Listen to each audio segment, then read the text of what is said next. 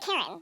I am so embarrassed that I even had those thoughts, much less put it out there, because So we have a TV show that went on for years with a mostly white cast on a network with mostly white actors and cast members on their shows, where bad behavior, inflammatory words, not thinking before you speak is rewarded.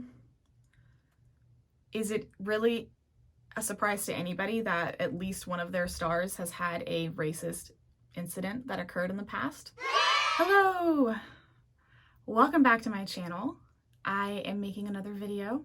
I uploaded one last Wednesday about my coming out experience and how some people did not respond positively. If you're interested in hearing more, you can check that out. It was on last Wednesday that I posted it. Today I want to try something new. I want to do an analysis of the career of Stassi Schroeder, a Bravo reality star who was really the breakout star of Vanderpump Rules, a spinoff of the Real Housewives franchise. Stassi has had a very recent downfall, which occurred pretty much entirely due to her own actions and her own decisions. But what I want to talk about is sort of how the very qualities, attitudes, and behaviors that made her successful and that made Vanderpump Rules, the TV show, successful, are the same things that have contributed to her downfall and will actually make a comeback very complicated for her. So first I want to talk through why she was fired and exactly what's going on today, how she's responded to her firing. Then I want to go a bit into her background and talk about how she got famous. I want to try to make sense of how she got here. I'm going to try to point out and demonstrate some patterns of behavior and attitudes that have really gotten her where she is. I'm going to make a case that until very recently, they have been mostly rewarded, this bad behavior and these bad attitudes. Then I want to lay out how I believe that this behavior, these attitudes that have been rewarded, combined with her own ignorance to create a perfect storm in which she, pardon my French, shows her just entire act. The last thing I want to talk about is how the persona that she developed through exhibiting certain behaviors and attitudes, which again contributed greatly to her success, is now going to be a stumbling block to future success. Because as she attempts to make amends and demonstrate growth to the public, she's going to have to overcome this persona she's created first, because until she does, any apology, any mea culpa that she offers will come across as insincere. And that very may well be because it is insincere. I don't know. I'm not in her head. Hopefully you're interested in hearing more, and let's get into it. Okay, first things first, let's talk about what got her fired. So this past year has been a reckoning, I think, in the public consciousness in relation to race and anti-Blackness specifically. And as a result of that, people who have done racist things, said anti-Black things, are being held accountable. Stassi is one of them. This is what happened. Years ago, she called the police with a tip about the identity of a suspected, alleged shoplifter.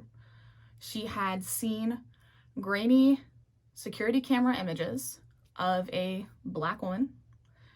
You really can't tell much about her aside from the fact that she is a Black woman from the pictures.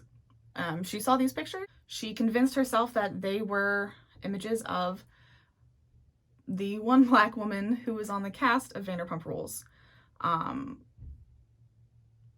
It's a big assumption to make. And so she called the police, put in a tip that Faith was the person who was shoplifting. That's not okay, obviously. And because of the, real racism problem that American policing has, that makes it a racist thing to do, in addition to just being wrong. She later went on a podcast and giddily explained this story with no shame, no real evidence that she had reflected or realized that that was not okay to do. At the time when she spoke about this, nothing really happened.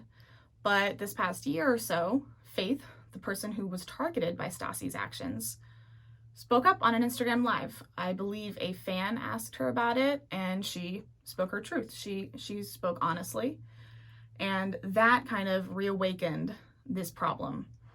And again, like I said, because of the national reckoning in regards to racism in our public consciousness, this time people cared. People were upset, rightfully so.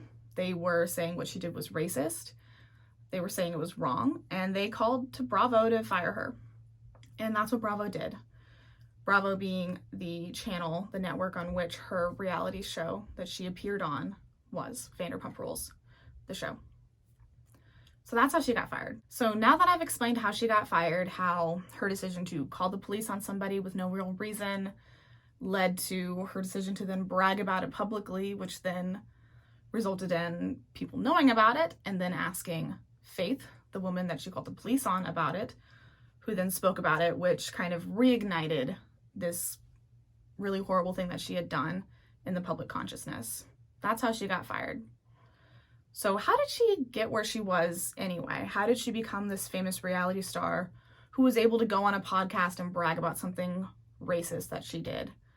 How'd she get here? Let's talk about that. I'm going to go into this assuming people don't watch Vanderpump Rules. It is a show that is a spinoff of the Real Housewives, and it features some of the wait staff of a West Hollywood restaurant called Sir. It's owned by Lisa Vanderpump, who is on the Real Housewives. The show follows the wait staff and the bartenders as they live their lives, have relationships, fight, make up, etc. On the show, Stassi quickly established herself as the mean girl and sort of played a villain or anti-hero, depending on your perspective, role in the show. I don't know if it was the first episode, but it was in one of the very first few episodes. She says to her boyfriend on camera, "I am the devil, and don't you forget it." I am the devil, and don't you forget it. She very much leaned into this mean bully persona, possibly because she's seen reality shows before and she knows that starting drama, being in fights, being the mean person gets you screen time. And from the very beginning in the show, she picked a fight with one of the other girls on the cast, called her horrible things, talked about how she was better than her, and openly talked about how she was trying to make her quit from the restaurant Sir, because whenever she doesn't like somebody new, she gets them to quit by being mean to them. And in the show, you see her doing mean things to the girl. You see her tricking her into doing her work for her, among other things. Every time I talk to Lisa, she says, "I don't like the way that you treated Sheena. You never called her about her tooth." And it was really hard. No cry, no. I'm not gonna feel bad for you. Walk away. I'm not. No, hobble away. Over the years on the show Vanderpump Rules, she and the rest of the cast were highly incentivized to behave atrociously. The more impulsive you are, the more willing to say inflammatory things, the more people's business that you involve yourself in, the more you're going to be on camera, the more you're going to be on the screen when the season finally airs, the more interview questions you're going to get, and the more interviewers who are going to want to talk to you at all. Bad behavior is rewarded by reality TV shows like this. You don't get screen time by being well-adjusted and handling situations appropriately. You just don't. Now, she wasn't mean all the time. When she wasn't being mean, she also was able to get screen time by playing the victim. Really just crying, trying to make it out so that she's not the bad guy in any situation. This is really hard. I'm really doing my best right now. I'm doing my best. I really am trying to do my best right now. I was just coming to apologize. So you hate me, Lisa. You hate. You know what? You're not important enough to hate. Sit down. Gold. Very rarely did we ever see Stassi experience consequences for being inflammatory, being mean, behaving impulsively. We really only see her get rewarded. So I want to talk about one other racist incident that Stassi has had before I talk more about the more recent controversy. And that is when she went on her podcast and talked about the hashtag #OscarsSoWhite movement. You might recall when, I don't even know what year it was, a few years ago, there was an Oscars award, and like often, we saw mostly white people receiving awards and nominations. This was rightfully criticized by people who advocated for more diversity, who want more representation in Hollywood, which I think is a perfectly valid thing to want and to speak up for. Stassi went on her podcast and criticized those people, saying something to the effect of, "Why do African Americans always make it about themselves?" Which is, that is something to say. And when she was rightfully criticized for saying this and for being mad that people want more diversity, which is a weird thing to be mad about, she played the victim.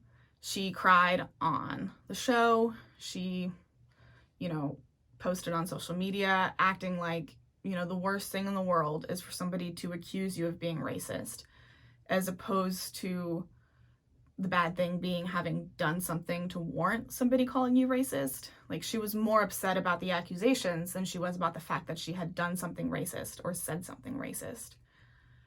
And this reaction, where she, again, like I said, played the victim and acted like people were being just so mean to call her racist or whatever, this reaction worked for her. Some people, people have always kind of disliked her because of her mean girl persona, but her fans, they took this and they went with it. They stayed on her side, and the network did too, obviously. She wasn't fired for this, and neither was the people who sponsor her podcast. She kept her podcast after this. The fact that she was able to emerge from an incident where she said something racist, people called her out for it, and she moved on with her career relatively unscathed by basically saying, "I'm not racist. I would never say anything racist on purpose. You guys are actually the bad guys for calling me racist." The fact that that worked set the stage for future. This moment with her podcast where she did say something racist and she was called out for it was an opportunity to self-reflect that she didn't take. And so that's why later something else happened. And this time it seems like she's realized that she can't get away with what she did last time. So the next thing that happened in this kind of saga that I'm telling about Stassi is her going on that podcast and talking about how she had called the police on Faith, who was a Vanderpump Rules cast member.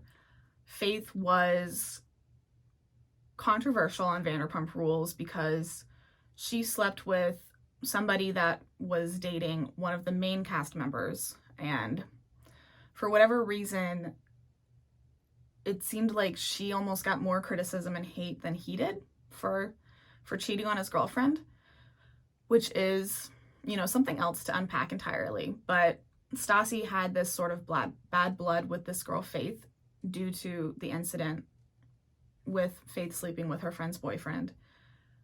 And that, I think, and the fact that, as I've already mentioned, getting into other people's business, starting fights, just really kind of being a crappy person is what gets you screen time on these types of shows. I think that's what motivated her to really convince herself that the person in this grainy photo who's accused of shoplifting is the same person that she knows, which is, in my opinion, very far-fetched and kind of obviously not true. So I think she was incentivized to really believe this so that she could call the police and possibly start another plotline on the show. I think the fact that she's gotten away with being racist before emboldened her, and the fact that she's been rewarded for this sort of really crappy behavior made her more inclined to do it and to up the ante. So after she had already done something racist, she felt totally comfortable talking about the racist thing that she did because she's never experienced consequences for that before. So that's why she was up on that podcast happily telling the story, acting like it's just this funny thing that she did, when truthfully it was something hurtful and dangerous that she did.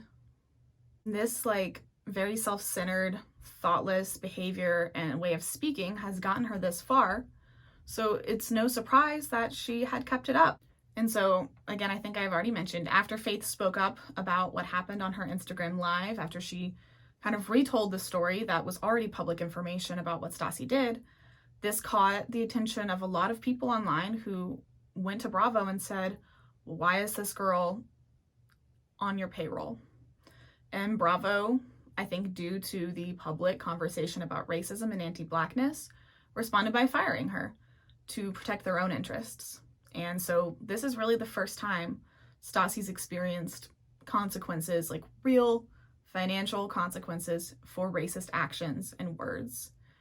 And I think that that is actually part of why, unlike some other times where she's publicly played the victim immediately and just kind of said, I'm not a racist, you can't call me racist, that's mean, she didn't say anything for a while. She went silent for a few months.